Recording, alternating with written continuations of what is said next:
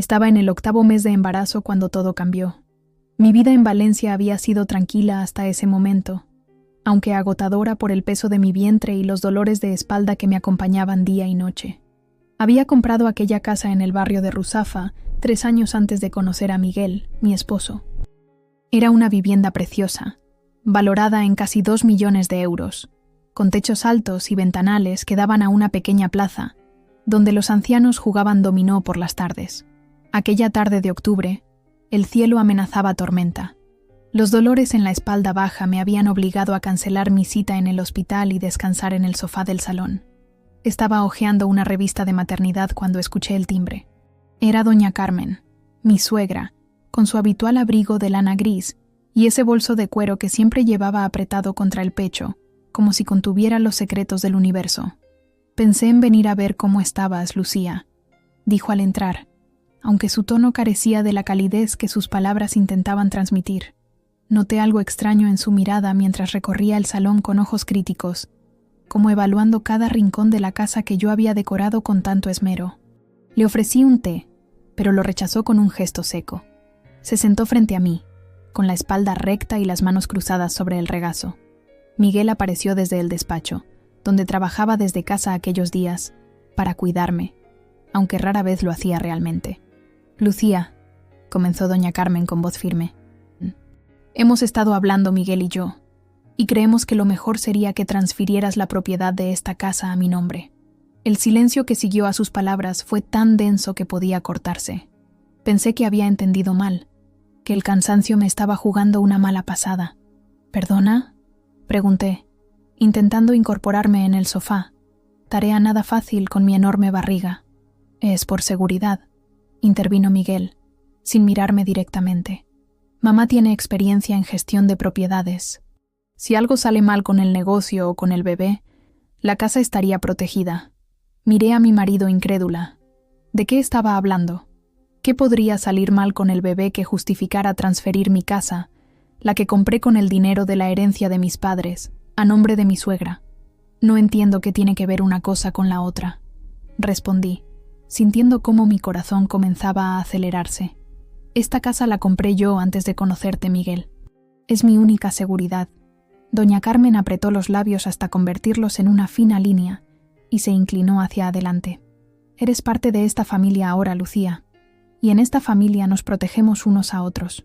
Miguel podría quedarse sin nada si tu negocio de diseño gráfico tiene problemas legales. ¿Es eso lo que quieres? ¿Dejar a tu marido en la calle? Mi negocio era pequeño pero estable, y jamás había tenido problemas legales. Aquella insinuación me dolió profundamente, como si llevaran tiempo construyendo una narrativa sobre mí que no se correspondía con la realidad. No va a haber problemas legales, doña Carmen. Y aunque los hubiera, esta casa está a mi nombre, y es anterior a mi matrimonio. No entiendo por qué estamos teniendo esta conversación. Vi cómo su rostro enrojecía gradualmente. A mi lado, Miguel permanecía callado, con la vista fija en algún punto indeterminado de la pared, como si los cuadros que yo había colgado fueran súbitamente fascinantes. «Miguel», dije, buscando su mirada, «¿tú estás de acuerdo con esto?» Él se pasó la mano por el pelo, un gesto que hacía cuando estaba nervioso. Finalmente me miró, pero sus ojos carecían de la complicidad que habíamos compartido en otros momentos difíciles. «Creo que mamá tiene razón, Lucía. Es lo mejor para todos, incluso para el bebé». Sentí una punzada en el vientre. La pequeña Sofía, que así habíamos decidido llamarla, parecía protestar también ante aquella traición. «No puedo creer lo que estoy oyendo», dije, intentando mantener la calma. «Esta casa es mía. La compré con el dinero del seguro tras el accidente de mis padres. Es lo único que me queda de ellos, además de ser mi seguridad para criar a nuestra hija». Doña Carmen se levantó bruscamente, su figura menuda proyectando una sombra sorprendentemente grande sobre mí. «Siempre has sido una egoísta», exclamó. «Solo piensas en ti misma. Miguel dejó su apartamento para venir a vivir contigo, y así es como le pagas. Él quiso venir a vivir aquí», respondí, sintiendo cómo las lágrimas comenzaban a agolparse en mis ojos. Nunca le pedí que dejara nada. «Y paga la mitad de los gastos, no la hipoteca, porque no la hay. Esta casa está pagada, con mi dinero».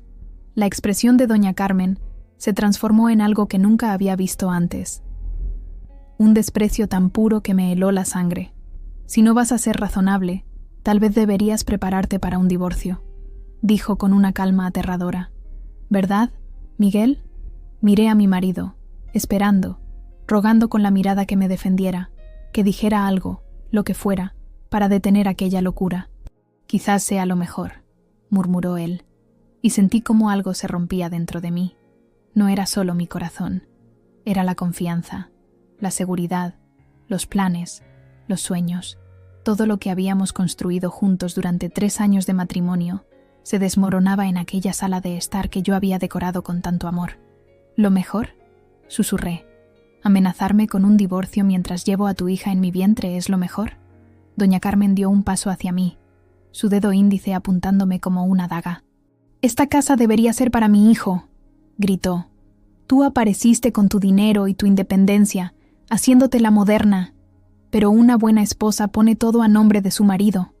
Mi Antonio, que en paz descanse, jamás habría permitido que yo tuviera propiedades a mi nombre». Ahí estaba, la verdadera razón. No era protección, no era seguridad, era control, era envidia, era una visión anticuada de lo que debía ser un matrimonio. «Yo no soy usted, doña Carmen», respondí, incorporándome completamente a pesar del dolor. «Y estamos en 2025, no en 1950. Su rostro se contrajo en una mueca de furia. «¡Fuera de mi vista!», gritó. «¡Fuera de esta casa!». «¿Su casa?», pregunté incrédula.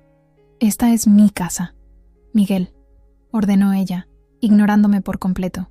«Dile que se vaya». Miré a mi marido, el hombre con quien había compartido mi cama, mis mañanas, mis proyectos, el padre de la niña que llevaba dentro. Esperé su reacción, segura de que en ese momento crucial elegiría bien, nos elegiría a nosotras. «Creo que deberías irte un tiempo, Lucía», dijo finalmente, sin levantar la vista del suelo, «hasta que se calmen las cosas». Sentí un dolor agudo en el vientre, más intenso que antes. Mi mano voló instintivamente a proteger a mi bebé. «Estoy teniendo contracciones», dije con dificultad. «Necesito ir al hospital». Doña Carmen soltó una risa seca, siempre dramatizando. «Llama a un taxi». Me levanté tambaleante, agarrando mi bolso y el móvil. Miguel seguía inmóvil, como una estatua de sal. «¿Ni siquiera vas a llevarme al hospital?», pregunté, con un hilo de voz. No respondió, y ese silencio fue más elocuente que cualquier palabra que hubiera pronunciado en nuestra vida juntos.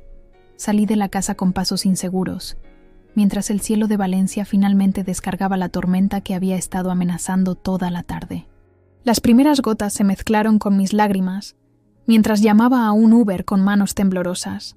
Mientras esperaba bajo el portal, protegida apenas de la lluvia, comprendí que acababa de perder mucho más que una discusión familiar. Había perdido la fe en el hombre que había jurado protegerme, y de alguna manera, también había perdido la inocencia de creer que el amor podía ser incondicional. No recuerdo bien cómo llegué al Hospital La Fe. El trayecto en Uber es un borrón confuso de luces y lluvia, de contracciones que iban y venían como olas de un mar embravecido. Recuerdo al conductor preguntándome algo, quizás si estaba bien, y yo asintiendo mecánicamente mientras apretaba mi vientre con ambas manos, como si pudiera proteger a Sofía de todo lo que acababa de suceder. Me dejó en urgencias, pero no entré de inmediato. Necesitaba respirar, pensar, asimilar lo que acababa de ocurrir en mi propia casa. Me senté en un banco bajo el pequeño techado que protegía la entrada de las urgencias obstétricas. La lluvia caía con fuerza a pocos metros, formando charcos que reflejaban las luces amarillentas del hospital. Eran casi las 9 de la noche, y el cielo de Valencia era una manta negra y pesada sobre mi cabeza. «Señora, ¿se encuentra bien?». Un guardia de seguridad se acercó a mí con expresión preocupada. Llevaba un uniforme azul oscuro y una placa que no alcancé a leer. «Estoy embarazada», fue lo único que pude decir, como si eso explicara por qué una mujer con 8 meses de gestación estaba sentada sola en un banco, empapada y con cara de haber perdido todo. «¿Quiere que llame a alguien?», preguntó amablemente. Negué con la cabeza. No había nadie a quien llamar. Mi mejor amiga, Pilar, estaba de viaje en Sevilla visitando a su familia. Mis padres habían fallecido hace 5 años, en aquel terrible accidente en la autovía. ¿Y mi marido? Mi marido acababa de elegir a su madre por encima de mí y de nuestra hija nonata. Estoy bien. Mentí. Solo necesito un momento. El guardia asintió, poco convencido, pero me dio espacio. Lo vi alejarse hacia la entrada, donde seguramente me vigilaría discretamente. Saqué mi teléfono. Tenía 3 llamadas perdidas, 2 de Pilar, probablemente para contarme cómo iba su viaje, y una de un número desconocido. Ninguna de Miguel. Ni una sola llamada o mensaje preguntando si había llegado bien, si el bebé estaba bien, si yo estaba bien. Una contracción más fuerte que las anteriores me dobló sobre el banco. Gemí involuntariamente, abrazando mi vientre. Esta vez el dolor duró más tiempo, y cuando pasó, noté una humedad entre mis piernas que no era lluvia. Señora, el guardia volvió corriendo hacia mí, acompañado de una enfermera. Está sangrando. Todo pasó muy rápido después de eso. Me llevaron en una silla de ruedas al interior, donde una matrona de mediana edad, con ojos amables pero cansados, me ayudó a cambiarme la ropa empapada por un camisón hospitalario. Me llamo María José, dijo mientras me conectaba a un monitor fetal. Vamos a controlar esas contracciones y a ver cómo está el bebé, ¿vale? Asentí, demasiado exhausta para hablar. El sonido del corazón de Sofía llenó la pequeña habitación. Rápido, fuerte, constante. Al menos ella estaba bien. ¿Puedo llamar a alguien por ti?, preguntó María José mientras ajustaba el monitor. ¿Tu pareja? ¿Algún familiar? Las lágrimas que había estado conteniendo finalmente se desbordaron. Le conté todo entre sollozos. La petición absurda de mi suegra. La traición de Miguel. Cómo me habían echado de mi propia casa estando embarazada de 8 meses. María José me escuchó en silencio, sosteniendo mi mano. Cuando terminé de hablar, sacó un pañuelo de papel del bolsillo de su uniforme y me lo ofreció. He visto muchas cosas en mis 20 años aquí, dijo suavemente, pero nunca entenderé cómo alguien puede tratar así a una mujer embarazada, y menos si es familia. La doctora de guardia entró en ese momento. La doctora Hernández, según indicaba su placa, era una mujer menuda de unos 50 años, con el cabello canoso recogido en un moño apretado y unas gafas de montura roja que le daban un aspecto severo pero inteligente. «Estás teniendo contracciones prematuras», me explicó tras examinarme. «El estrés puede desencadenarlas. Vamos a ponerte medicación para detenerlas y te quedarás en observación esta noche». «Pero no tengo mi bolsa para el hospital», protesté débilmente. «Ni ropa, ni nada». «No te preocupes por eso ahora», respondió la doctora. «Lo importante es que tú y el bebé estéis bien. ¿Hay alguien a quien podamos llamar?» Pensé en Pilar. Estaría en Sevilla hasta el fin de semana. Pensé en mis vecinos, pero no tenía tanta confianza con ninguno. Pensé en Miguel, y el corazón se me encogió de nuevo. «Mi abogada», dije finalmente. «Tengo el número de mi abogada, Claudia Mendoza. La contraté cuando compré la casa». La doctora Hernández levantó una ceja, pero no hizo preguntas. Tomó nota del número que le dicté y salió de la habitación. Me quedé sola con el pitido constante del monitor fetal como única compañía. Las contracciones fueron disminuyendo gradualmente gracias a la medicación que me administraron a través de la vía intravenosa que me habían colocado. Intenté dormir, pero cada vez que cerraba los ojos, veía la cara de Miguel, su expresión vacía, su silencio cómplice. ¿Cómo habíamos llegado a esto? ¿En qué momento el hombre que me juraba amor eterno se había convertido en un títere de su madre? Recordé nuestro primer encuentro en aquella exposición de arte contemporáneo en el IVAM. Yo acababa de abrir mi pequeño estudio de diseño gráfico y él trabajaba como arquitecto en un prestigioso bufete. Me había parecido interesante, culto, independiente.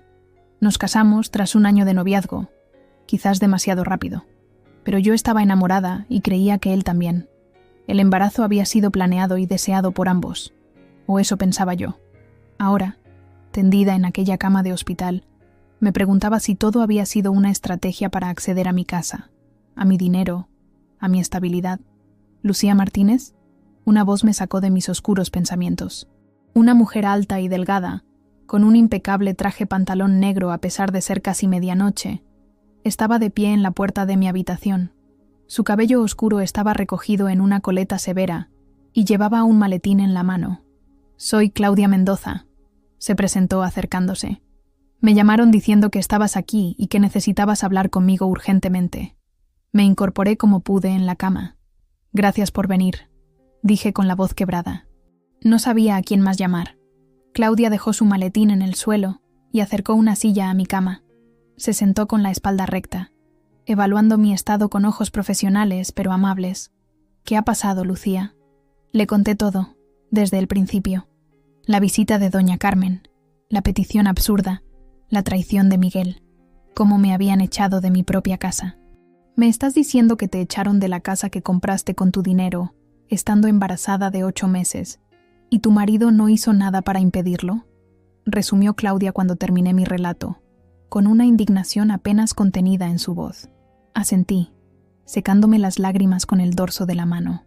«¿Tienes las llaves de tu casa?», preguntó. «Sí», respondí, señalando mi bolso, que habían dejado en un pequeño armario junto a la cama. «Pero no puedo volver allí esta noche. No sé si podré volver alguna vez». «Claro que volverás», afirmó Claudia con una seguridad que me sorprendió. «Es tu casa, Lucía. La compraste antes de casarte. Está a tu nombre exclusivamente. Ni tu marido ni, por supuesto, tu suegra tienen ningún derecho sobre ella». Sus palabras me devolvieron algo de la fuerza que había perdido en las últimas horas. «¿Y si cambian las cerraduras?», pregunté, recordando una amenaza que doña Carmen había murmurado mientras yo recogía mis cosas. «Sería allanamiento y apropiación indebida», respondió Claudia, sacando una libreta de su maletín. «Escucha, Lucía, esto es lo que vamos a hacer. Primero, voy a redactar una notificación formal exigiendo que abandonen la propiedad en 24 horas. Segundo, voy a solicitar una orden de alejamiento temporal, dado que estás embarazada y te han puesto en una situación de estrés que ha afectado a tu salud. Tercero, voy a iniciar los trámites para un divorcio con todas las garantías para ti y tu bebé». La determinación de Claudia me infundió valor. Por primera vez desde que había salido de mi casa, sentí que no estaba sola. «No tengo dónde ir cuando me den el alta», confesé. «Todas mis cosas están allí». Claudia cerró su libreta y me miró directamente a los ojos. «Tengo un apartamento en el Cabañal que uso como inversión. Está amueblado y disponible. Puedes quedarte allí hasta que recuperemos tu casa, que será pronto». «No puedo aceptar». «Puedes y lo harás», me interrumpió con firmeza. «Me pagarás un alquiler justo cuando puedas. Ahora necesitas descansar y pensar en ese bebé». Un golpe suave en la puerta nos interrumpió. Era María José, la matrona. «Las contracciones han cesado y los parámetros del bebé son perfectos», informó. «La doctora Hernández dice que podrás irte mañana por la mañana si todo sigue así, pero necesitas reposo absoluto los próximos días». Claudia asintió, tomando nota mental. «Estaré aquí a las 9 para recogerte», me dijo mientras recogía su maletín. «Intenta dormir un poco». Cuando se fue, me quedé mirando el techo de la habitación, escuchando el latido constante del corazón de mi hija. De repente, recordé algo que mi madre solía decirme cuando era pequeña y las cosas se ponían difíciles. «Lucía, mi niña, recuerda que después de la tormenta siempre sale el sol». Aquella noche, en la soledad aséptica de la habitación del hospital, decidí que yo misma sería ese sol para mi hija. No importaba cuán oscuro fuera el cielo ahora, encontraría la manera de que la luz volviera a nuestra vida. Sin Miguel, sin doña Carmen, sin todas las mentiras y manipulaciones que habían intentado destruirme. Por primera vez en horas, cerré los ojos y pude dormir, arrullada por el sonido más hermoso del mundo. El corazón de Sofía, fuerte y valiente, como tendríamos que ser ambas a partir de ahora. La mañana llegó con la claridad que solo puede traer un plan de acción. Desperté antes de que las enfermeras iniciaran su ronda, con una determinación que no había sentido en mucho tiempo. El miedo y la confusión de la noche anterior habían dado paso a una rabia fría y calculada, una rabia que, por primera vez en mi vida, no pensaba contener. Claudia llegó puntual, como había prometido. Vestía otro traje impecable, esta vez gris perla, y traía consigo una bolsa con ropa limpia. «Mi hermana tiene más o menos tu talla», explicó mientras me entregaba la bolsa. «No es ropa premamá, pero te servirá hasta que podamos recoger tus cosas». Le agradecí el gesto con un nudo en la garganta. Había algo profundamente humillante en tener que pedir prestada ropa a una desconocida, porque tu propio marido te había echado de casa. Mientras esperábamos a que la doctora Hernández firmara el alta, Claudia desplegó varios documentos sobre la pequeña mesa auxiliar de la habitación. «He estado trabajando toda la noche», dijo, señalando los papeles. «Esto es una denuncia por coacciones y amenazas. Esto otro es la solicitud de medidas cautelares para que abandonen tu propiedad inmediatamente. Y esto», añadió, mostrándome un documento más extenso, «son los preliminares de la demanda de divorcio». ¿Divorcio? La palabra sonaba extraña en mis labios. A pesar de todo lo ocurrido, una parte de mí seguía sin asimilar que mi matrimonio había terminado. «Lucía», Claudia me miró directamente a los ojos. «Un hombre que permite que echen a su esposa embarazada de su propia casa no merece una segunda oportunidad, pero la decisión es tuya, por supuesto». Pensé en Miguel, en su silencio cómplice, en cómo había elegido a su madre sobre nosotras, sobre su hija, que ni siquiera había nacido aún. «Tienes razón», dije finalmente. «Quiero el divorcio». Claudia asintió, satisfecha, y continuó explicándome los detalles legales mientras firmaba los documentos necesarios. Su eficiencia era reconfortante. Al menos alguien sabía exactamente qué hacer en este desastre. La doctora Hernández entró para darme el alta, acompañada de María José, quien me había cuidado durante la noche. «Reposo absoluto», insistió la doctora, entregándome una receta. «Nada de estrés, nada de esfuerzos. Tu presión arterial sigue alta y las contracciones podrían volver si no te cuidas. Me aseguraré de que descanse», prometió Claudia. María José se acercó y me dio un abrazo sorprendentemente cálido para alguien a quien apenas conocía. «Cuídate mucho», me susurró, «y recuerda que eres más fuerte de lo que crees». Salimos del hospital bajo un sol tímido que se abría paso entre las nubes. Valencia parecía lavada por la lluvia de la noche anterior, como si la tormenta hubiera limpiado no solo las calles, sino también mi perspectiva. El apartamento de Claudia estaba en la calle Pescadores, a pocos metros de la playa. Era un tercer piso sin ascensor, lo que no era ideal en mi estado, pero Claudia me ayudó a subir lentamente, deteniéndonos en cada rellano para que descansara. «No es gran cosa», se disculpó mientras abría la puerta, «pero es tranquilo y está cerca del mar». Era un espacio pequeño pero luminoso, con un salón comedor que daba a una terraza diminuta, una cocina funcional, un baño y un dormitorio. Los muebles eran sencillos pero acogedores, y todo estaba impecablemente limpio. «Es perfecto», dije sinceramente, dejándome caer en el sofá.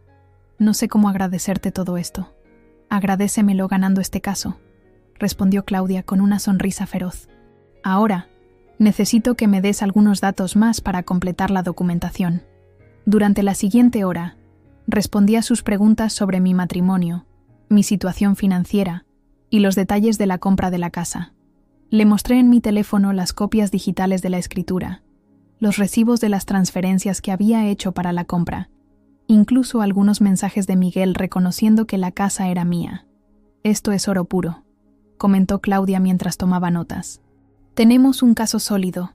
Cuando terminamos, Claudia se levantó y comenzó a recoger sus documentos. «Volveré esta tarde después de presentar todo esto», dijo. «He llenado la nevera con lo básico y he dejado mi número y el de mi secretaria en la mesa de la cocina. Llámame si necesitas cualquier cosa, ¿de acuerdo?» Asentí, agradecida por su eficiencia y su amabilidad. «Una cosa más», añadió antes de irse. «Te recomendaría que no respondieras a ninguna llamada o mensaje de tu marido o tu suegra por ahora. Cualquier comunicación debería pasar por mí. ¿Crees que intentarán contactarme?», pregunté, sorprendida. Después de cómo me habían tratado, no esperaba que se preocuparan por mí. «Oh, lo harán», respondió Claudia con una seguridad inquietante. «Cuando reciban los documentos legales, lo harán». Y tenía razón. Apenas una hora después de que Claudia se marchara, mi teléfono comenzó a sonar. Era Miguel. Dejé que saltara el buzón de voz. Luego llamó doña Carmen. Ignoré también esa llamada. Después llegaron los mensajes. «Lucía, por favor, tenemos que hablar. Esto se ha ido de las manos. Miguel, no puedes hacernos esto. Piensa en la niña. Doña Carmen, Un abogado acaba de entregarnos unos papeles. ¿Es esto necesario? Podemos resolverlo hablando. Miguel. Cada mensaje me confirmaba que había tomado la decisión correcta. Ni una disculpa, ni un reconocimiento del daño que me habían causado. Solo preocupación por las consecuencias legales de sus actos. Apagué el teléfono y me tumbé en la cama, siguiendo las órdenes de reposo de la doctora. A través de la ventana podía ver un pedazo de cielo azul y escuchar el rumor distante del mar. Era extrañamente pacífico, a pesar de todo. Claudia volvió al atardecer, con expresión triunfal. El juez ha concedido las medidas cautelares, anunció mientras dejaba su maletín en la mesa. Tienen 48 horas para abandonar la propiedad. ¿En serio? Me incorporé, sorprendida por la rapidez. Pensé que estos trámites tardaban semanas. Normalmente sí, admitió Claudia, pero teníamos varios factores a nuestro favor. La propiedad está exclusivamente a tu nombre, estás embarazada de alto riesgo, y tienes un informe médico que confirma que su comportamiento puso en peligro tu salud y la del bebé. El juez Ramírez es especialmente sensible a estos casos. Sentí una mezcla de alivio y ansiedad. Por un lado, era reconfortante saber que la justicia estaba de mi parte. Por otro, no podía evitar preocuparme por la reacción de Miguel y su madre. ¿Y si se niegan a irse?, pregunté. Entonces tendríamos que solicitar un desalojo forzoso, respondió Claudia. Pero no creo que llegue a eso. Tu marido es arquitecto, ¿verdad? Trabaja para un bufete respetable. No querrá un escándalo que pueda afectar a su reputación profesional. Tenía razón, por supuesto. Miguel siempre había sido muy consciente de su imagen pública. Era parte de lo que me había atraído de él al principio. Su aparente sofisticación, su preocupación por hacer las cosas correctamente. Qué irónico que esa misma preocupación por las apariencias ahora jugara a mi favor. Hay algo más que deberíamos hacer, continuó Claudia, sacando su tablet. Cambiar las contraseñas de todos los sistemas de seguridad de la casa. La casa tenía un sistema de seguridad bastante completo que yo misma había instalado. Cámaras, alarma, cerraduras electrónicas. Todo se controlaba desde una aplicación en el teléfono. Puedo hacerlo ahora mismo, dije, encendiendo mi teléfono. Tenía 27 llamadas perdidas y más de 50 mensajes, pero los ignoré y fui directamente a la aplicación de seguridad. Con Claudia mirando por encima de mi hombro, cambié todas las contraseñas y revoqué el acceso de Miguel. Luego activé las cámaras remotamente. Quiero ver qué está pasando en mi casa, expliqué. Las imágenes aparecieron en la pantalla. Miguel y doña Carmen estaban en el salón, discutiendo acaloradamente. Aunque no había sonido, podía imaginar perfectamente lo que estaban diciendo. La expresión de doña Carmen era una mezcla de furia e incredulidad. Miguel parecía derrotado. «Parece que han recibido la notificación», comentó Claudia con una sonrisa satisfecha. Mientras observábamos, el timbre de la casa sonó. Miguel fue a abrir y volvió acompañado de un hombre de mediana edad vestido con traje. Por su maletín y su actitud, supuse que era un abogado. «Debe ser Montalbán», murmuró Claudia. «El abogado de tu suegra. Tiene fama de ser agresivo, pero no muy brillante». Los tres se sentaron en el sofá, el mismo donde yo había estado sentada cuando todo comenzó. El abogado sacó algunos papeles de su maletín y comenzó a hablar, gesticulando con vehemencia. «Están planeando su contraataque», dijo Claudia. «Probablemente intentarán alegar que la casa es un bien ganancial, o que Miguel tiene derechos sobre ella por haber vivido allí. Pero eso no es cierto», protesté. «Compré la casa 3 años antes de conocerle. Nunca ha aportado 1 euro a la hipoteca porque no la hay. La pagué al contado. Y firmamos capitulaciones matrimoniales». Claudia me miró con sorpresa. «¿Capitulaciones matrimoniales? No me lo habías mencionado. Fue idea de Miguel en realidad», expliqué, recordando aquel día en la notaría. Dijo que era lo más justo, que cada uno mantuviera la propiedad de sus bienes anteriores al matrimonio. Una sonrisa lenta y depredadora se dibujó en el rostro de Claudia. «Esto es perfecto», dijo. «Absolutamente perfecto». Continuamos observando la reunión a través de las cámaras. En un momento dado, doña Carmen pareció enfadarse con lo que estaba diciendo el abogado. Se levantó y salió del encuadre, para volver minutos después con lo que parecían ser varias carpetas. «¿Qué estará buscando?», me pregunté en voz alta. No tuve que esperar mucho para averiguarlo. Mi teléfono sonó con una notificación. Alguien estaba intentando acceder a mi despacho. La cámara de esa habitación se activó automáticamente. Doña Carmen estaba allí, rebuscando en mis archivos. «Está registrando mis cosas», exclamé, indignada. «Esto es allanamiento», dijo Claudia, ya marcando un número en su teléfono. «Y lo tenemos grabado». Mientras Claudia hablaba con alguien, supuse que con la policía, seguí observando a doña Carmen. Parecía estar buscando algo específico. Abrió cajones, revisó carpetas, incluso encendió mi ordenador e intentó acceder sin éxito. «¿Qué estará buscando?», me pregunté de nuevo. Y entonces lo recordé. En mi despacho guardaba las escrituras originales de la casa, las capitulaciones matrimoniales, todos los documentos importantes. Estaban en una caja fuerte disimulada detrás de un cuadro, cuya existencia Miguel desconocía. «Está buscando documentos que puedan ayudarles legalmente», dije, «pero no los encontrará. Están a salvo». Claudia terminó su llamada y volvió a mi lado. «La policía está en camino a tu casa», informó. «Van a pillarla con las manos en la masa». Efectivamente, unos 20 minutos después, vimos a través de las cámaras exteriores cómo un coche patrulla se detenía frente a la casa. 2 agentes llamaron al timbre. Miguel abrió, visiblemente nervioso. Los siguientes minutos fueron un caos. Los policías entraron. Hablaron con Miguel, quien parecía estar dando explicaciones atropelladas. Luego fueron al despacho, donde encontraron a doña Carmen aún rebuscando entre mis pertenencias. «Esto es mejor que una telenovela», comentó Claudia, sin disimular su satisfacción. La imagen de doña Carmen siendo escoltada fuera de mi despacho, con expresión de indignación, quedará grabada en mi memoria para siempre. Miguel los seguía, gesticulando desesperadamente, probablemente intentando explicar lo inexplicable. «¿La detendrán?», pregunté. «Probablemente no», respondió Claudia. «Pero quedará constancia de la denuncia y del allanamiento. Y eso, sumado a todo lo demás, fortalece enormemente nuestro caso». Mientras veíamos a los policías tomar declaraciones en el salón, mi teléfono vibró con un mensaje de un número desconocido. «Soy Diego, el abogado de Miguel. Mi cliente desea llegar a un acuerdo amistoso. Por favor, contacte conmigo cuando le sea posible». Le mostré el mensaje a Claudia, quien sonrió con satisfacción. «Ya están cediendo», dijo. «Saben que no tienen ninguna posibilidad de ganar esto». Por primera vez desde que todo comenzó, sentí que recuperaba algo de control sobre mi vida. No era solo la satisfacción de ver a doña Carmen y a Miguel enfrentarse a las consecuencias de sus actos. Era algo más profundo. La certeza de que había hecho lo correcto al defenderme, al no ceder, al luchar por lo que era mío. «¿Qué hacemos ahora?», pregunté a Claudia.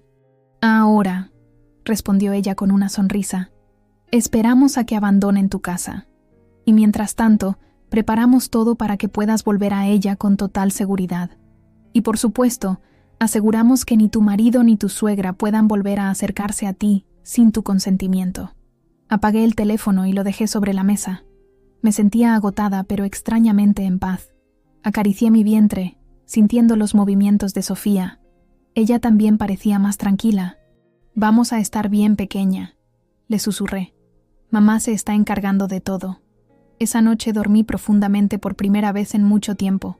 Soñé con mi casa, con las habitaciones llenas de luz, con la cuna que había comprado para Sofía, con una vida nueva sin sombras ni manipulaciones, una vida que ahora, gracias a mi determinación y a la ayuda de Claudia, parecía al alcance de la mano.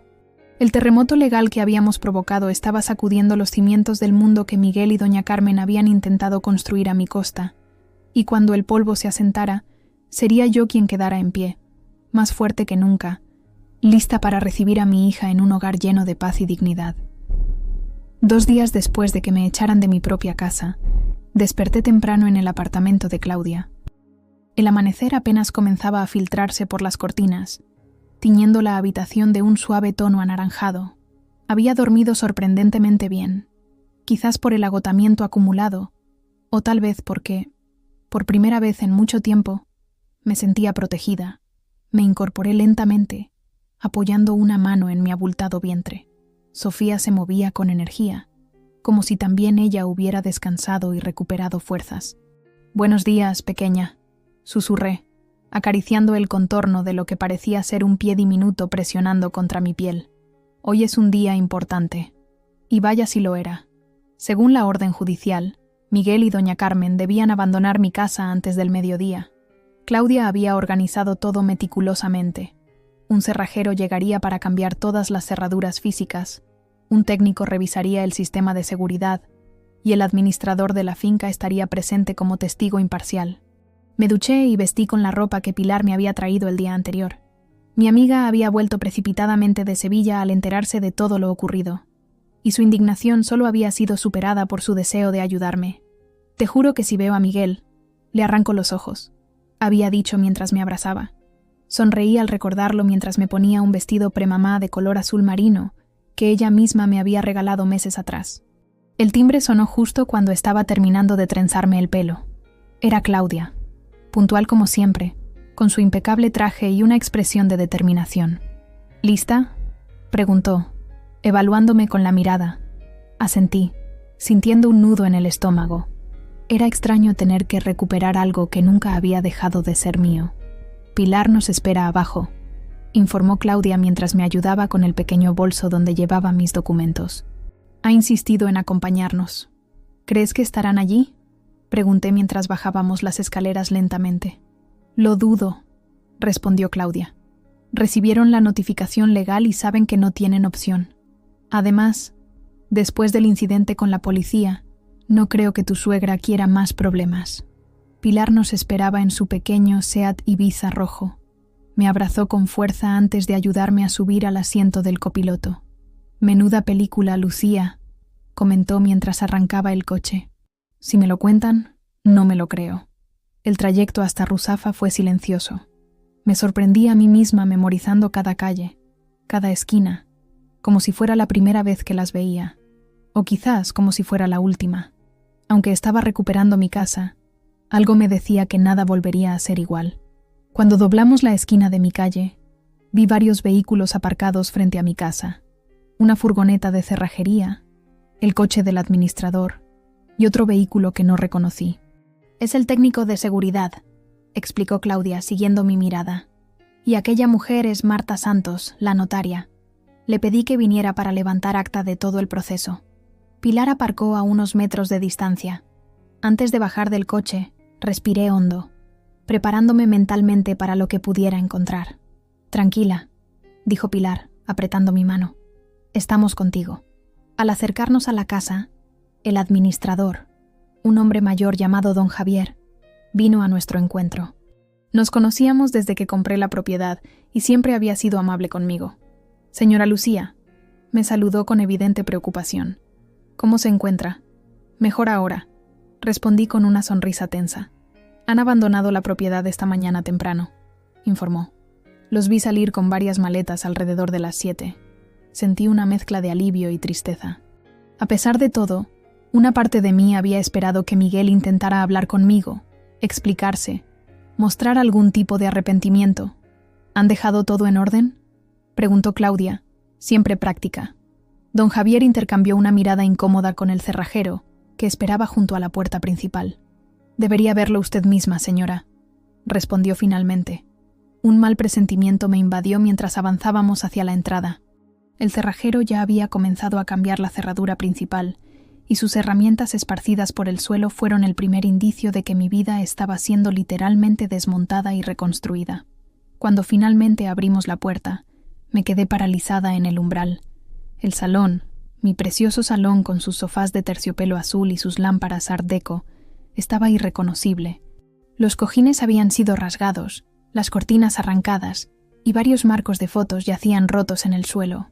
«Dios mío», susurró Pilar a mi lado. Avancé lentamente, como en trance, registrando cada detalle de la destrucción.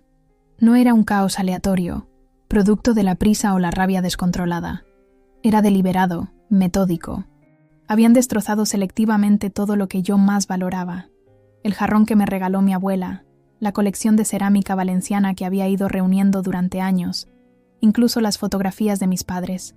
«Esto es vandalismo», declaró Claudia, ya con el teléfono en mano, tomando fotografías de cada rincón. «Lo añadiremos a la denuncia». La notaria, Una mujer de mediana edad con gafas de montura negra también documentaba todo con gesto grave. «No entres en la habitación del bebé», me advirtió Pilar, que se había adelantado para inspeccionar el resto de la casa. Pero ya era tarde. La puerta estaba entreabierta, y lo que vi me dejó sin aliento. La cuna que había elegido con tanto cuidado estaba volcada, el colchón rasgado.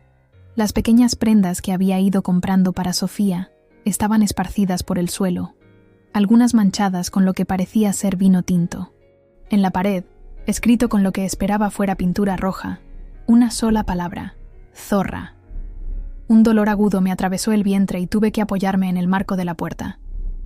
«Lucía, siéntate», ordenó Claudia, acudiendo rápidamente a mi lado. «Pilar, trae agua». Me dejé conducir hasta la cocina, la única estancia que parecía haber escapado relativamente ilesa de la destrucción. Me senté en una de las sillas, respirando profundamente para calmar las náuseas que amenazaban con dominarme. «Es obra de doña Carmen», dije finalmente, cuando pude hablar. «Miguel nunca habría hecho algo así». «Eso no importa ahora», respondió Claudia con firmeza. «Él es cómplice por omisión, igual que lo fue cuando te echaron. Tenía razón, por supuesto. Y sin embargo, una parte de mí seguía buscando excusas para el hombre al que una vez había amado. ¿Cuándo me había vuelto tan patética? «Voy a llamar a la policía», anunció Claudia ya marcando el número. «No», la detuve. «Primero quiero ver el resto de la casa». A pesar de sus protestas, insistí en recorrer cada habitación, documentando metódicamente el alcance del daño. Mi despacho había sido el más afectado después del cuarto del bebé. Habían arrancado páginas de mis cuadernos de diseño, derramado café sobre mi ordenador, e incluso cortado algunos de mis vestidos preferidos. Pero lo más doloroso fue ver la fotografía de mi boda hecha pedazos sobre la cama matrimonial. Alguien, presumiblemente doña Carmen, se había tomado la molestia de recortar mi cara de cada imagen, dejando solo la de Miguel. El mensaje era claro: yo era prescindible, desechable, reemplazable. Cuando terminamos la inspección, la notaria había llenado varios folios con anotaciones y el cerrajero había cambiado todas las cerraduras. El técnico de seguridad informó que habían intentado manipular las cámaras, pero que gracias al sistema de respaldo en la nube, teníamos grabaciones de todo lo ocurrido. «Hay imágenes de tu suegra destrozando la habitación del bebé», me dijo en voz baja. «Es bastante perturbador». Claudia pidió copias de todas las grabaciones y organizó una reunión inmediata con el inspector de policía que había atendido el incidente anterior. Mientras tanto, Pilar y yo comenzamos a limpiar lo que podíamos, en silencio, cada una perdida en sus propios pensamientos. Estaba recogiendo los pedazos de un marco de fotos, cuando escuché un coche detenerse bruscamente frente a la casa. Me asomé a la ventana y vi a Miguel bajando apresuradamente. Parecía demacrado, con la ropa arrugada y el pelo despeinado, muy lejos de su habitual imagen impecable. «Es él», avisé, sintiendo cómo mi corazón se aceleraba. Claudia apareció inmediatamente a mi lado. «No tienes que hablar con él si no quieres», me recordó. «La orden de alejamiento está en vigor». Pero algo dentro de mí necesitaba este enfrentamiento. Necesitaba mirarle a los ojos una última vez y entender qué había pasado con el hombre del que me enamoré. «Quiero verlo», decidí. Salí al porche justo cuando Miguel llegaba a la entrada. Se detuvo en seco al verme, como si no hubiera esperado encontrarme allí. Sus ojos recorrieron mi figura, deteniéndose en mi vientre, y por un momento vi algo parecido al remordimiento en su mirada. «Lucía», comenzó, con voz quebrada. «Yo no sabía, no fue idea mía». «¿El qué exactamente, Miguel?», pregunté con una calma que no sentía. «¿Echarme de mi casa? ¿O destrozarla después?». «Lo de la casa fue idea de mi madre», se apresuró a explicar. «Estaba preocupada por si el negocio iba mal, por el futuro». «¿Y lo de destrozar la habitación de tu hija también fue idea suya?», interrumpí, sintiendo cómo la rabia sustituía al dolor. «¿También escribió ella zorra en la pared?». Miguel palideció. «¿Qué? No, yo no he vuelto desde anoche. Mamá dijo que había recogido nuestras cosas y que nos íbamos a su piso, así que no lo sabía. O al menos, fingía no saberlo muy convincentemente». «Da igual, Miguel», dije finalmente. «Ya no importa. Lo que hiciste, lo que permitiste, No tiene vuelta atrás. Se acercó un paso, extendiendo una mano hacia mí. Lucía, por favor, podemos arreglarlo. Fue un malentendido. Nos dejamos llevar. ¿Un malentendido? La incredulidad me hizo reír. ¿Llamas malentendido a echar a tu esposa embarazada de su propia casa? ¿A permitir que tu madre me insulte y me amenace? ¿A quedarte callado mientras me moría de miedo en un banco de hospital? Miguel bajó la mirada, incapaz de sostener la mía. Lo siento, murmuró. No sé qué me pasó. Mamá puede ser muy persuasiva. Persuasiva, repetí, saboreando la ironía de la palabra. Tan persuasiva que te convenció de traicionar a tu esposa y a tu hija. Nos quedamos en silencio un momento, el peso de todo lo no dicho flotando entre nosotros. Finalmente, Miguel volvió a hablar. ¿Qué va a pasar ahora? Ahora, respondí con una serenidad que me sorprendió a mí misma. Tú te vas a marchar y no vas a volver. Los papeles del divorcio llegarán a tu abogado esta tarde. Y en cuanto a Sofía, ya hablaremos de visitas cuando nazca, si es que para entonces has aprendido a tener opiniones propias. Miguel abrió la boca como si fuera a protestar, pero la cerró de nuevo sin decir nada. Finalmente, asintió derrotado. Al menos, ¿puedo saber cuándo nace? Si quieres formar parte de la vida de tu hija, tendrás que ganártelo, respondí. Y eso empieza por respetar a su madre. Se dio la vuelta lentamente y caminó hacia su coche. Parecía un hombre envejecido de repente, con los hombros caídos y la mirada perdida. Por un momento, sentí una punzada de compasión, pero la ahogué rápidamente. Ese lujo ya no podía permitírmelo. Cuando el coche de Miguel desapareció en la esquina, volví a entrar en la casa. Pilar y Claudia me esperaban en la entrada, respetando mi privacidad pero listas para apoyarme si las necesitaba. ¿Estás bien?, preguntó Pilar abrazándome. Lo estaré, respondí, y por primera vez en días, realmente lo creía. Esa tarde, mientras los técnicos terminaban de asegurar la casa y un equipo de limpieza comenzaba a restaurar el orden, me senté en el porche con una taza de té. Observé cómo el sol comenzaba a descender, bañando de oro las fachadas del barrio de Ruzafa. Mi barrio, mi casa, mi vida. La había recuperado, sí, pero no era la misma que había dejado atrás 3 días antes. Estaba rota, dañada, necesitada de reparación, como yo misma. Pero también, como yo, seguía en pie. Me mudé de vuelta a mi casa esa misma noche. Claudia había insistido en que me quedara en su apartamento hasta que todo estuviera limpio y reparado, pero yo necesitaba estar allí, reclamar mi espacio, dormir bajo mi propio techo. No quería darle a doña Carmen la satisfacción de saber que me había asustado tanto como para mantenerme alejada de mi hogar. Al menos déjame quedarme contigo, propuso Pilar. No deberías estar sola en tu estado. Acepté su oferta, agradecida. La casa parecía demasiado grande y demasiado vacía, y los ecos de la destrucción aún resonaban en cada rincón, a pesar de que el equipo de limpieza había hecho un trabajo excelente. Esa primera noche fue extraña. Dormí en la habitación de invitados, incapaz de enfrentarme a la cama que había compartido con Miguel. Pilar se instaló en el sofá del salón, insistiendo en estar cerca de la entrada, por si a la bruja se le ocurre volver, como dijo. Sonreí ante su ferocidad protectora. En momentos así, los amigos verdaderos valen más que cualquier sistema de seguridad. Me desperté varias veces durante la noche, sobresaltada por ruidos imaginarios o por las patadas de Sofía, cada vez más fuertes a medida que se acercaba su nacimiento. En la penumbra de la habitación, acaricié mi vientre y le susurré promesas, que nunca estaría sola, que siempre la protegería, que construiría para ella un hogar lleno de amor y respeto. Tu papá ha cometido errores, le dije en voz baja, pero eso no significa que no pueda cambiar, y si no lo hace, no pasa nada. Nosotras estaremos bien. A la mañana siguiente, Pilar y yo desayunamos en la terraza. Era un día típico de Valencia, con un cielo tan azul que casi dolía mirarlo y una brisa suave que traía el aroma de los naranjos en flor. Comentamos los planes para las reparaciones necesarias, y Pilar se ofreció a ayudarme a redecorar la habitación del bebé. Podríamos pintarla de amarillo, sugirió. Es un color alegre y neutro. Y podríamos poner esas láminas de animales que vimos en la tienda del centro. Suena perfecto, asentí, agradecida por su entusiasmo.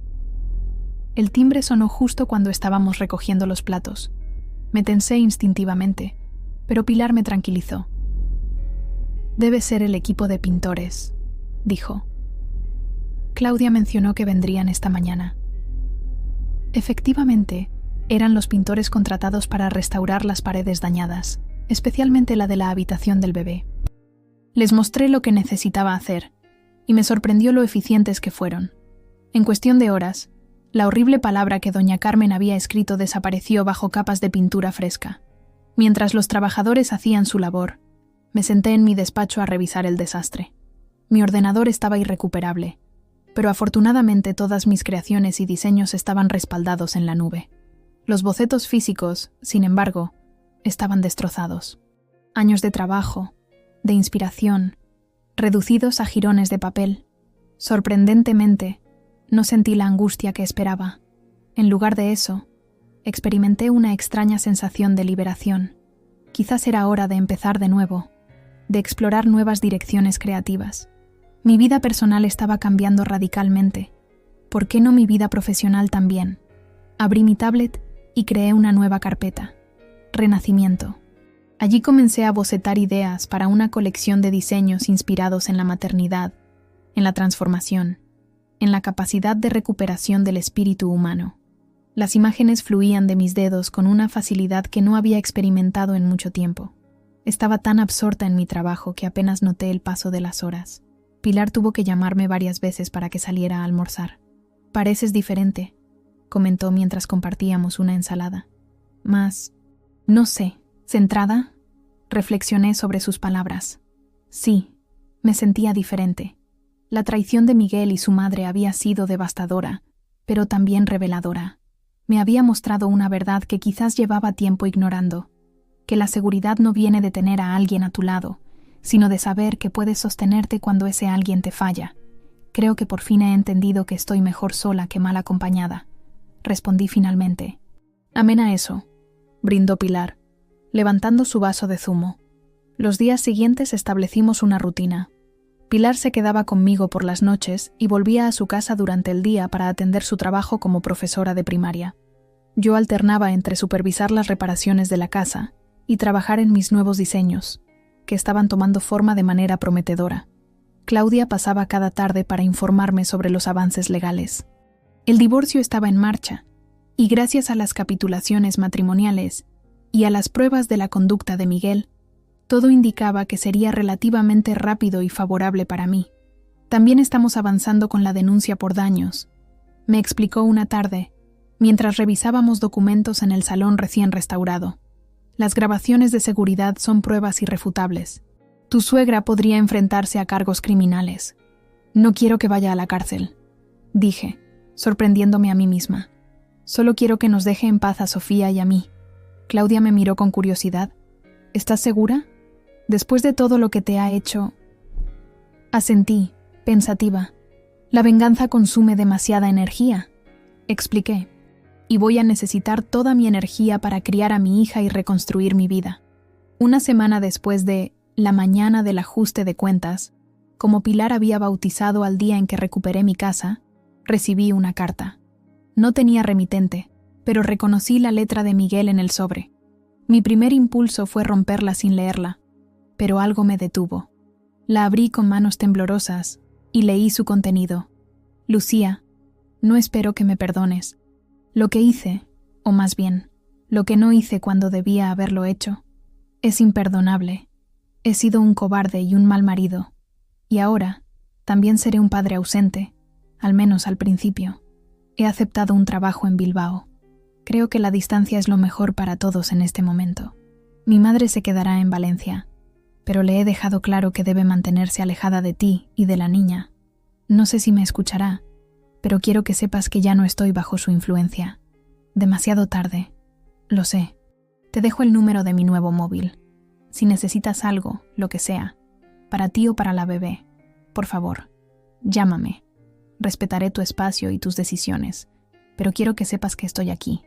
Miguel. Doblé la carta lentamente y la guardé en un cajón. No sentía rabia ni dolor, solo una especie de triste aceptación. El Miguel que había amado ya no existía, si es que alguna vez había existido realmente. Y el hombre que había tomado su lugar era un desconocido con el que, algún día, tendría que negociar la relación con nuestra hija. Esa noche, mientras Pilar dormía en la habitación de invitados, entré por primera vez en el dormitorio principal. Habían cambiado el colchón y la ropa de cama, pero la esencia de la habitación seguía siendo la misma. Me senté en el borde de la cama, pasando la mano por la colcha nueva. Podía hacerlo. Podía reclamar este espacio, este momento, esta vida. Podía convertir las cenizas de mi matrimonio en el cimiento de algo nuevo y mejor. Me levanté y comencé a mover muebles, a reorganizar el espacio. Quité los cuadros que habíamos elegido juntos y los sustituí por otros que habían estado guardados. Cambié la orientación de la cama, moviendo el cabecero a la pared opuesta. Era un gesto simbólico, pero poderoso. Ya no dormiría en nuestro dormitorio, sino en el mío. A medida que avanzaba el mes, la casa fue transformándose.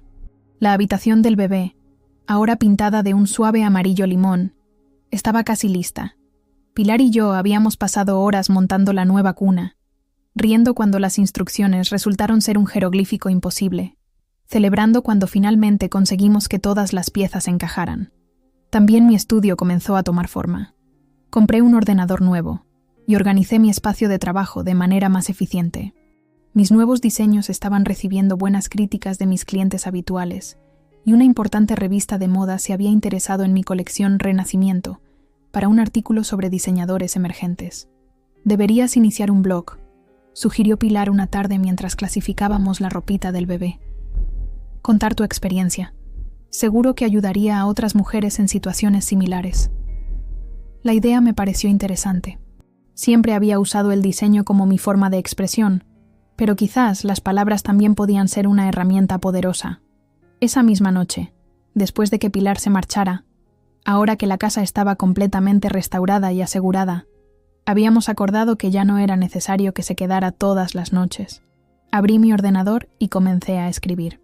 Titulé mi primer post «La traición en la sala de estar» y narré, sin filtros pero también sin rencor, lo que había ocurrido aquel día. Escribir resultó ser sorprendentemente terapéutico. Las palabras fluían, ordenando mis pensamientos, dando sentido a lo que había vivido. Cuando terminé, dudé antes de pulsar «Publicar». ¿Estaba lista para compartir algo tan personal con el mundo? ¿Qué pensaría la gente? ¿Me juzgarían? «A la mierda», murmuré, y pulsé el botón. Me fui a dormir sin grandes expectativas. Tal vez alguna amiga lo leería. Tal vez alguna desconocida se identificaría con mi historia. Pero cuando desperté a la mañana siguiente, mi bandeja de entrada estaba llena de notificaciones. Cientos de mujeres habían leído mi post y muchas habían dejado comentarios, compartiendo sus propias historias de traiciones familiares, de parejas que eligieron a sus madres sobre ellas, de luchas por recuperar el control de sus vidas. «Me hiciste sentir menos sola», escribió una.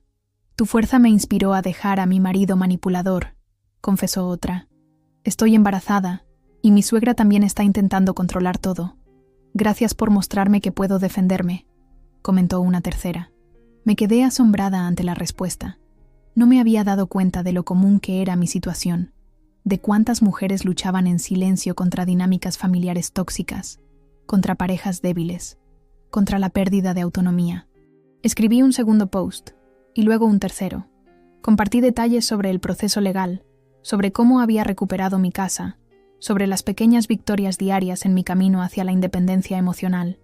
El blog creció rápidamente, convirtiéndose en una comunidad donde las mujeres podían intercambiar consejos, apoyo y esperanza. Una tarde, mientras estaba respondiendo comentarios, sentí una contracción más fuerte de lo habitual. Me detuve, mirando el calendario. Estaba en la semana 38, prácticamente a término. La contracción pasó y seguí con mi trabajo, pero 20 minutos después vino otra, y luego otra más. «Ya es hora, Sofía», susurré, acariciando mi vientre. «Estamos listas para conocernos». Llamé a Pilar, que llegó en tiempo récord, con la bolsa del hospital que habíamos preparado semanas antes y una expresión de pánico cómico en el rostro. «No te atrevas a tener a esa niña en el coche», me advirtió mientras me ayudaba a bajar las escaleras. Tranquila, reí entre contracciones. Las primerizas solemos tardar horas. Tenía razón. El parto fue largo, agotador, y finalmente, el momento más extraordinario de mi vida. Cuando colocaron a Sofía sobre mi pecho, pequeña, arrugada y perfecta, todo lo demás desapareció. Las traiciones, las pérdidas, el dolor, todo se diluyó ante la inmensidad de aquel momento. «Hola, pequeña», susurré mientras ella abría sus ojos por primera vez, oscuros y curiosos. «Te he estado esperando». Pilar, que había permanecido a mi lado durante todo el proceso, lloraba sin disimulo. «Es preciosa, Lucía. Es simplemente perfecta». Y lo era. Perfecta no por ser hermosa, que lo era, sino por ser real, por estar allí, por haber sobrevivido a todo lo que habíamos pasado juntas.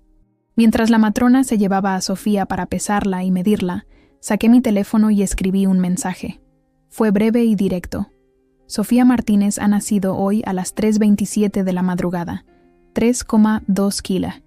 Madre e hija en perfecto estado. Lo envié al número que Miguel me había dejado en su carta.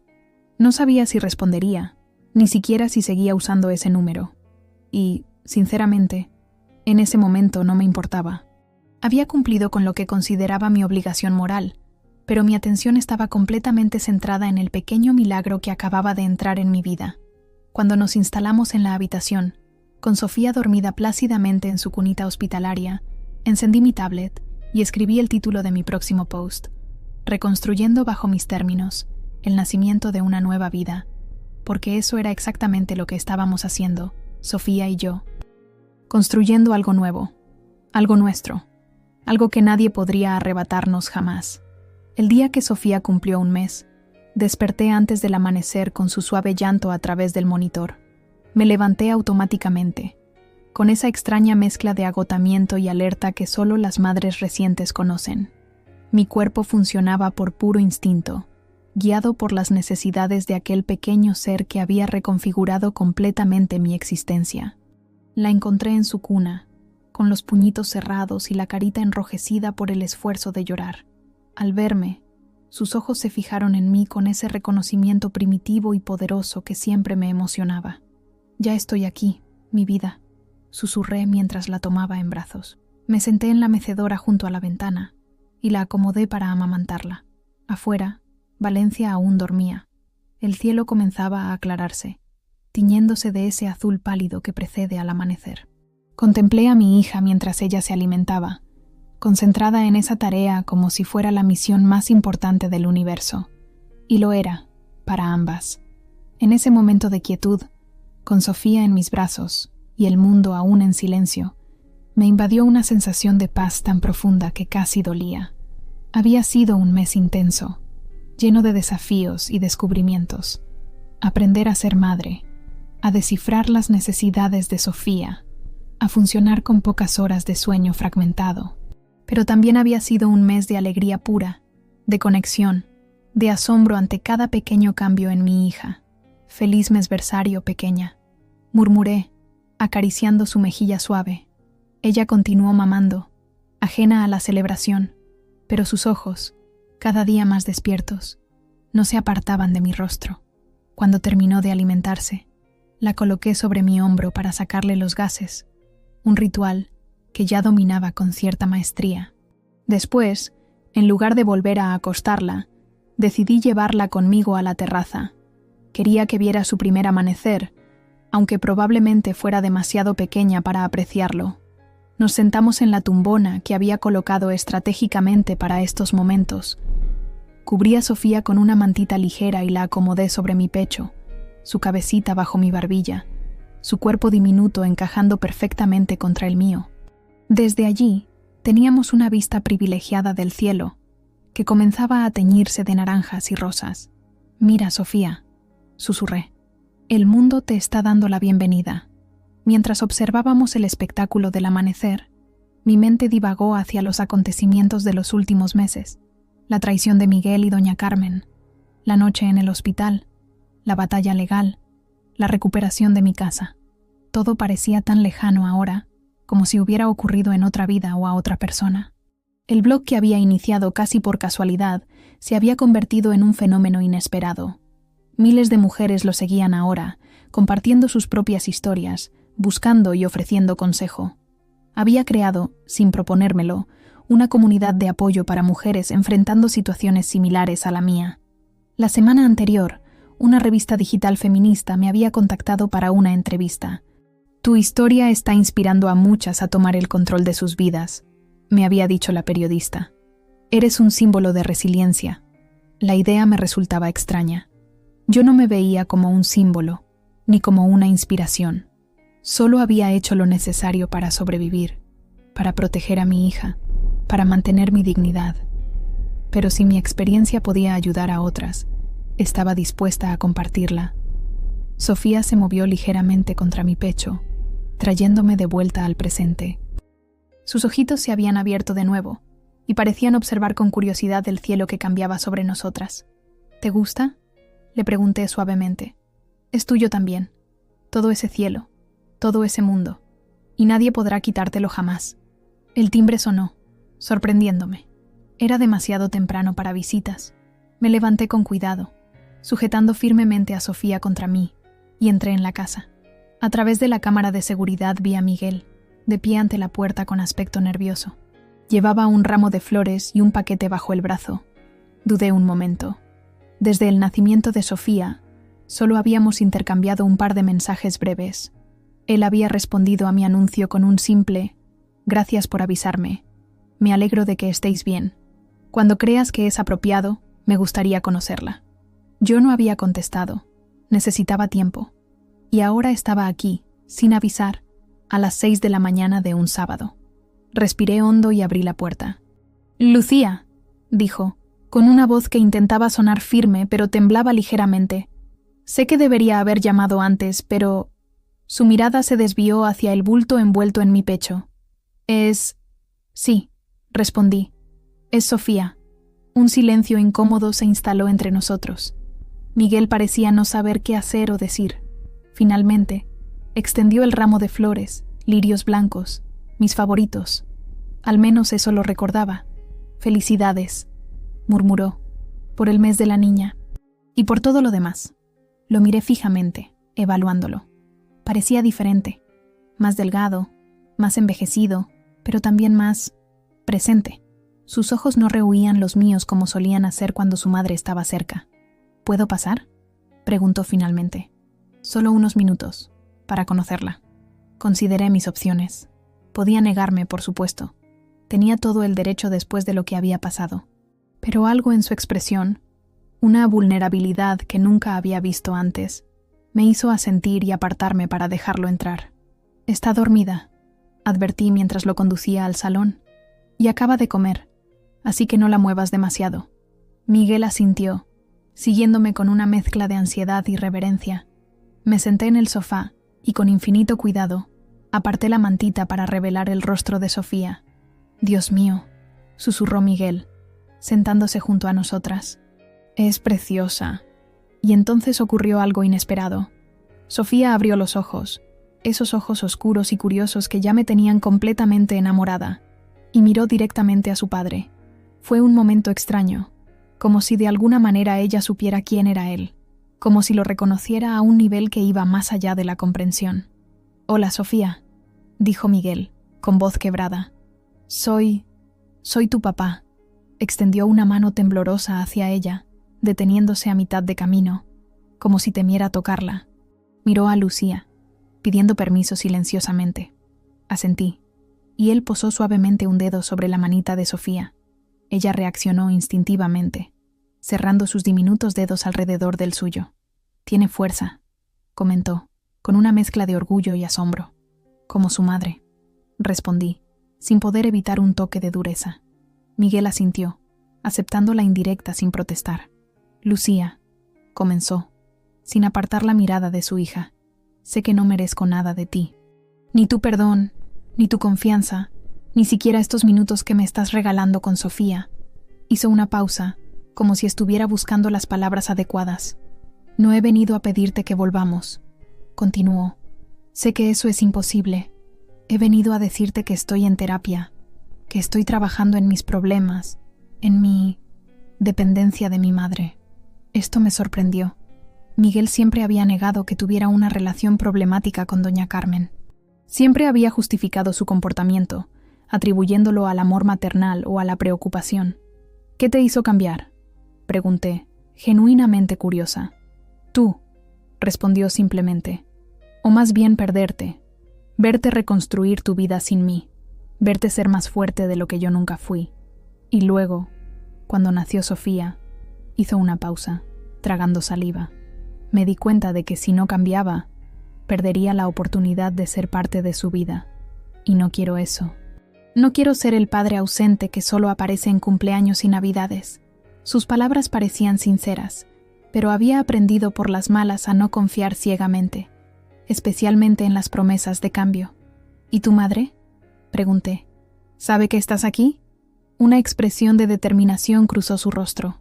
No vive conmigo en Bilbao, si es lo que preguntas, y he establecido límites claros con ella. No tiene permitido hablar de ti, ni de Sofía, ni inmiscuirse en mis decisiones. ¿Y ella aceptó eso?, pregunté, escéptica. No, reconoció Miguel con una sonrisa triste.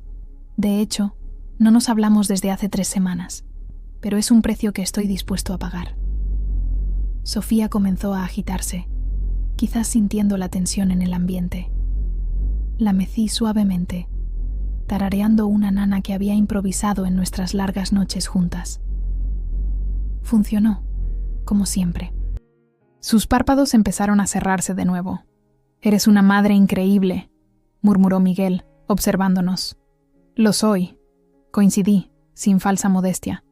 «Y planeo seguir siéndolo, con o sin tu ayuda». Miguel asintió, aceptando la realidad de nuestra situación. «Lo único que pido es una oportunidad de ser parte de su vida», dijo finalmente, «de la forma que tú consideres apropiada. Si quieres que empecemos con visitas supervisadas, o solo unas horas a la semana, lo aceptaré. Solo, no me excluyas completamente». Era un pedido razonable. A pesar de todo lo ocurrido, él seguía siendo el padre de Sofía, y si realmente estaba esforzándose por cambiar, quizás merecía esa oportunidad.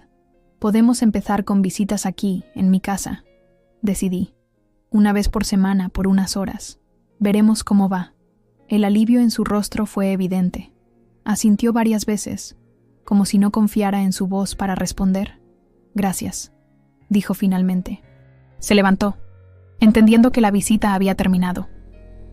Antes de marcharse, dejó el paquete que había traído sobre la mesa. «Es un álbum de fotos», explicó. «Pensé que podrías querer uno nuevo, después de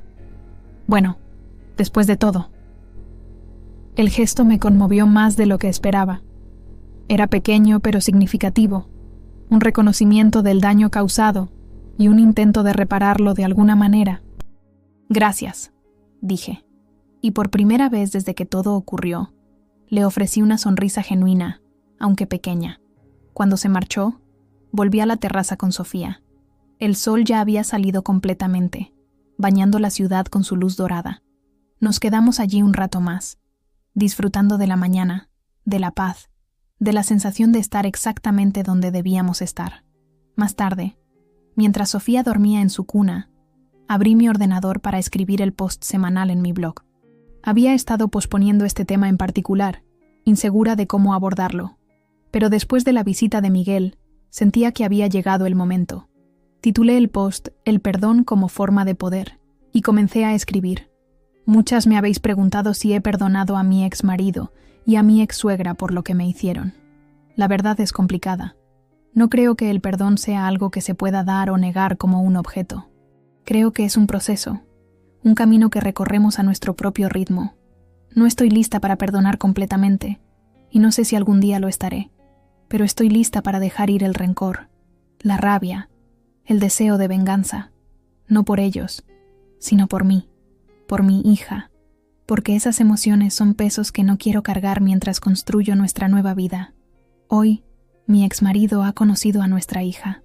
Ha sido un momento extraño, lleno de emociones contradictorias. Pero también ha sido un recordatorio de que las personas pueden cambiar si realmente lo desean, y de que, a veces, la victoria más dulce no es la que aplasta al adversario, sino la que nos permite reconstruirnos más fuertes, más sabias, más completas. Seguí escribiendo, compartiendo mis reflexiones sobre la maternidad, la independencia, el proceso de sanar. Cuando terminé, releí el post y sentí una oleada de orgullo, no por las palabras en sí, sino por el camino que describían, por la mujer en la que me había convertido, a través del dolor y la adversidad. El monitor de bebé emitió un suave gorjeo. Sofía estaba despertando de su siesta. Cerré el ordenador y me dirigí a su habitación, sintiendo esa mezcla familiar de cansancio y anticipación.